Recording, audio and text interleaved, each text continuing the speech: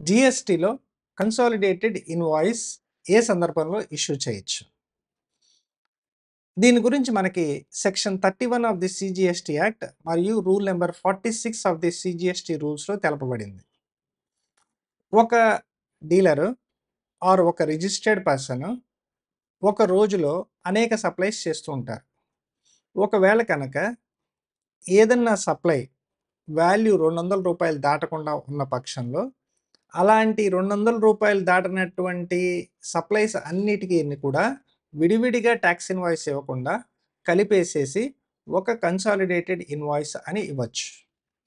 అయితే దీనికి కండిషన్ ఏంటంటే, ఆ రిసిపియంట్ ఆఫ్ సప్లై అంటే ఆ కొనుక్కునే వాళ్ళు అన్‌రిజిస్టర్డ్ పర్సన్ అవ్వాలి.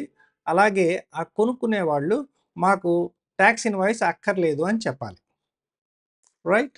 అయితే ఈ యొక్క కన్సాలిడేటెడ్ ఇన్వాయిస్ అనేది మల్టీప్లెక్స్ థియేటర్స్ వాళ్ళు ఇష్యూ చేయలేరు. వాళ్ళు ప్రతి టికెట్ కూడా సెపరేట్‌గా టాక్స్ ఇన్వాయిస్ ఇవ్వాల్సిందే. అలాగే బిల్ ఆఫ్ సప్లైకి కూడా కన్సాలిడేటెడ్ బిల్ ఆఫ్ సప్లై ఇవ్వచ్చు. దానికి కండిషన్స్ ఏంటంటే, వాళ్ళు అమ్మేటువంటి గూడ్స్ కానీ, సర్వీసెస్ కానీ ఎగ్జెంప్టెడ్ అయ్యుండాలి. రిసిపియంట్ అనేటువంటి వాళ్ళు అన్‌రిజిస్టర్డ్ అయ్యుండాలి. రిసిపియంట్ బిల్ అక్కర్లేదు అని చెప్పాలి. ప్రతి సప్లై కూడా ఆ exempted supply value of exempted supply రూ. 200 దాటకూడదు.